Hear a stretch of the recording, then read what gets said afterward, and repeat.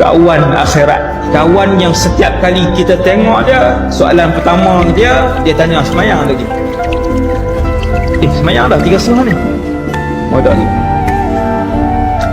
Itu kawan akhirat. Kawan yang kalau kita tergelincir satu hari nanti wal'iyadzubillah dalam neraka, kawan ni yang ahli syurga ni, dia boleh cari kawan dia yang tak ada dalam syurga nanti untuk diselamatkan, diberi syafaat, tarik masuk dalam syurga.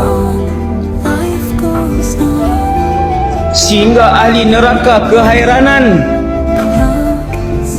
adakah dia masuk syurga kerana dia anak Rasul? Apakah dia masuk syurga orang bagi syafaat kerana dia anak Nabi?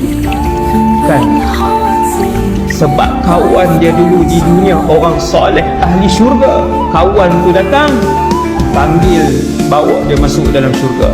Subhanallah. Yang ni persahabatan yang Nabi ajar.